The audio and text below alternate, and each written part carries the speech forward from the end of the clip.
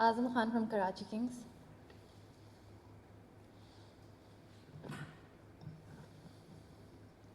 अस्सलाम वालेकुम आज़म। वालेकुम सलाम। अच्छा, मैं ये कहना चाहूँगा, पूछना चाहता हूँ कि जो मोमेंटम आप लोग यहाँ से गेन करके गए थे पहले लेग के अंदर, वो बिल्कुल ही जो है वो आप लोग ऑफ नज़र आ रहे हैं। कराची में भी अच्छा परफॉर्म नहीं कर पाए, बिल्कुल मोमेंटम, 5वां लगातार मैच है आप लोग हार रहे हैं। तो क्या लगता है कि अभी भी होप्स बरकरार हैं प्ले ऑफ्स के लिए? क्या कराची डिज़र्व करता है, नहीं करता, आप जाने? देखिए, डिज़र्व करने की बात तो यही है कि अगर ऑब्वियसली अगर 1% भी हमारे पास चांस है आगे जाने का, तो ऑब्वियसली कोशिश हर प्लेयर की ये होती है कि वो अपनी टीम को आगे लेके जाए और टूर्नामेंट में जिताए।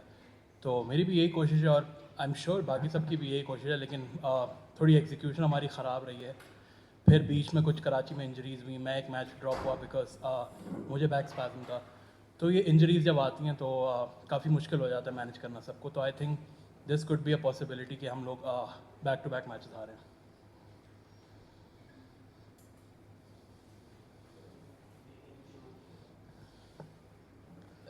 क्वेश्चन मेरा है सैयद ज़फ़र अब्बास बात कर।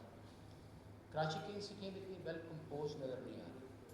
जब तक टीम की जो कंपोजिशन इतनी स्ट्रॉन्ग ना हो तो परफॉर्मेंस में बहुत फर्क पड़ जाता है। आपको क्या लगता है कि आगे जब जैसे जैसे बंदा मैच लूज करता है तो उसकी कंपोजिशन में उसके स्ट्रेंथ हो जाती है, तो क्यों नहीं आ पा रही, क्या वजह क्या है?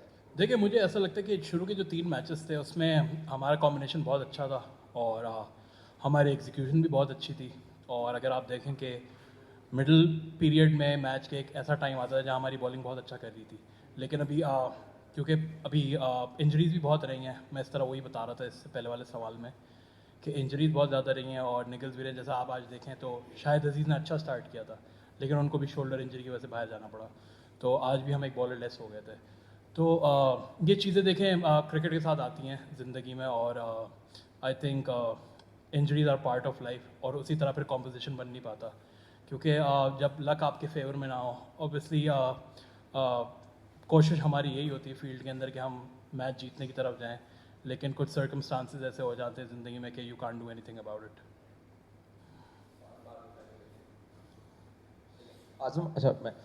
मैं ये जानना चाह रहा था कि मोइन अली हो गए या डेविड वार्नर हो गए, इंटरनेशनल क्रिकेट में अपने अपने मुल्क को रिप्रेजेंट अब नहीं करते हैं।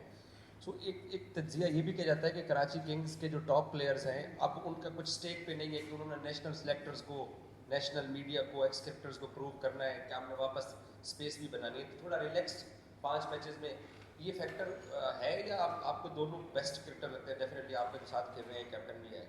देखिए, मैं दोनों के साथ क्रिकेट खेला हूँ माशाल्लाह से। मैं उनके साथ CPL में भी खेला हूँ, ऑल ओवर द वर्ल्ड भी खेला, मोइन भाई के साथ, डेविड वार्नर के साथ। बट पर्सनली आई थिंक कि ये लोग हमारी टीम के लिए बहुत फ़ायदेमंद साबित हुए हैं। अगर आप देखें कि मेरी एक बहुत अच्छी पार्टनरशिप लगी थी डेविड वार्नर के साथ, तो मोइन भाई ने 2 मैचेस जिताए हैं। तो ऐसी बात नहीं कि वो लोग रिलैक्स हैं या कुछ है, लेकिन in the and it's all about कि आप गेम से कितना प्यार करते हैं। अगर ऑब्वियसली आप अपने घर बार छोड़ कर आए हुए हैं और आपको पता है एक सिक्योरिटी बबल के अंदर हम लोग बड़े दिनों से रह रहे हैं, तो मेंटली भी काफ़ी चीज़ें होती हैं जो अफेक्ट करती प्लेयर को, लेकिन in the end they're all giving up for the team. तो आई थिंक ऐसी कोई बात है नहीं। और हमारे लिए आई थिंक एक बहुत ही बड़ा एक, मेरे लिए जितने भी हमारे यंगस्टर्स हैं उनके लिए बड़ा एक लर्निंग एक्सपीरियंस है कि मोइन अली और डेव वार्नर जैसे जो कि 2-2 दफ़ा वर्ल्ड कप भी जीते हैं अपने मुल्कों के लिए। तो आई थिंक ये काफ़ी चीज़ें कि हमें ख़ुद सोचनी पड़ेंगी कि ऑब्वियसली वो सीनियर्स हैं, लेकिन मुझे ऐसा लगता है कि PSL में जब तक लोकल प्लेयर्स परफॉर्म नहीं करते तब तक टीमें नहीं जीतती। तो लोकल प्लेयर्स का भी परफॉर्म करना बहुत ज़रूरी होता है। अस्सलाम वालेकुम आज़म भाई, अली अहमद। आप बता रहे हैं कि लाहौर से मोमेंटम आपका अच्छा बना, कराची गए, वहाँ पे आपके 4 फॉरेन प्लेयर्स अपनी कंट्री चले गए। आपको लगता है ये चीज़ थी जो मोमेंटम आपका ब्रेक हो गया? और दूसरा, आपके बारे में ये भी खबरें आ रही थी कि PSL से पहले जो है ना आपने वेट भी काफ़ी ज़्यादा कम किया, उस हवाले से भी बता दीजिएगा। देखें, फॉरेन प्लेयर्स जो हैं वो बाहर ऑब्वियसली ज़रूर गए थे, ऐसी बात नहीं है, लेकिन इन दी एंड आपको पता है ऑब्वियसली एक सिक्योरिटी बबल के अंदर है, तो मेंटली काफ़ी टफ हो जाता है प्लेयर्स के लिए, क्योंकि आप सारा साल आप किसी भी कंट्री अगर बाहर चले जाएं तो आप आराम से घूमते फिरते हैं, खाना वाना खाते हैं बाहर जाके, लेकिन आप PSL में obviously due to some circumstances थोड़ा मुश्किल हो जाता है। तो एक ये साइकोलॉजिकल भी बहुत इफेक्ट करता है प्लेयर्स पर। तो आई थिंक किसी प्लेयर को ऑफ देना, अगर आप देखें तो बीच में मुल्तान सुल्तान के प्लेयर्स भी दे वेंट टू दुबई, लेकिन ऑब्वियसली उनकी टीम भी सही कर रही है। लेकिन मैं ये समझता हूँ कि साइकोलॉजिकल इतना इफेक्ट हो जाता है आपके ऊपर कि जब आप एक सिक्योरिटी बबल के अंदर बंद हो, क्योंकि आप रोज़ उन्हीं लोगों में बैठ रहे हैं, फिर आप अगर परफॉर्म नहीं कर पा रहे तो उसका प्रेशर आप पे अलग है, तो आप बहुत ओवर थिंक करने लग जाते हैं चीज़ें। और हाँ, वेट तो अल्हम्दुलिल्लाह लूज़ किया हुआ है, ऐसी बात नहीं है, लेकिन वही कहते हैं कि अगर आप समंदर में से एक जग निकाल दें बाहर तो समंदर का पानी ख़त्म नहीं हो जाता। लेकिन बात सारी वही है कि मुझे बेहतर फील हो रहा है ग्राउंड के अंदर, क्योंकि मैं थक नहीं रहा। मैं जिस तरह वो जो मेरी 75 रन्स की इनिंग्स भी थी, मैं बहुत सरप्राइज था, क्योंकि ऑब्वियसली जब आपका वेट लूज़ होता है तो आपकी मूवमेंट काफ़ी बेहतर हो जाती है। और अल्हम्दुलिल्लाह NCA में पिछले 8 महीने से ट्रेनिंग कर रहा था वहाँ पे, हालांकि मैच प्रैक्टिस इतनी ज़्यादा नहीं थी, लेकिन अल्हम्दुलिल्लाह के ग्राउंड में बहुत बेहतर फील कर रहा हूँ।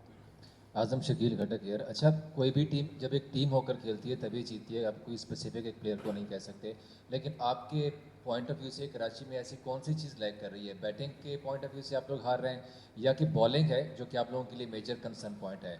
और सेकेंडली आपने अपनी फिटनेस की भी बात की, वेट का आपने पहले भी शायद PSL से एक पोस्ट की थी कि 20 किलो शायद कम किया, मसरूर भाई कह रहे थे कि नहीं 10 किलो है, तो वो अपनी क्लैरिफिकेशन कर दें साथ में, कितने किलो है? नहीं, देखिए मैं अराउंड 22 kg मैंने गिराया हुआ है, और अल्हम्दुलिल्लाह मतलब मैं वही बता रहा हूँ कि ऑब्वियसली मेरा वेट इतना ज़्यादा बढ़ गया था लास्ट सीज़न में। अगर आप मेरी लास्ट सीज़न की सारी तस्वीरें भी उठा लेंगे तो आपको उसमें से अभी तक फ़र्क नज़र आएगा। लेकिन मैं जहाँ तक मैच की बात करता हूँ कि देखिए हमारे पास बॉलिंग भी है, हमारे पास बैटिंग भी है, हमारे पास ओपनर्स भी बहुत अच्छे हैं, और हमारे पास डेथ बॉलर्स के बॉलर भी हैं, लेकिन वो सिर्फ कहते हैं ना कि वो लक आपको फेवर नहीं कर रही। और इंजरीज़ मैं जिस तरह बताता रहा हूँ कि इंजरीज़ भी बहुत रही हैं, तो काफ़ी एक साइकोलॉजिकल प्रेशर आ जाता है पूरी टीम के ऊपर, पूरी मैनेजमेंट के ऊपर। तो आई थिंक देखें जो भी प्लेयर आता है खेलने वो हमेशा अपना 100% देने की कोशिश करता है, तो हमारी कोशिश भी ये है, बाकी जितने भी प्लेयर्स हैं उनकी भी यही कोशिश है, क्योंकि अगर वो ग्राउंड में इंजर्ड हो रहे हैं तो उसमें आप कुछ भी नहीं कह सकते, because they are doing it for the team. वो अपने पर्सनल माइलस्टोन के लिए कुछ नहीं कर रहे इस चीज़ पे।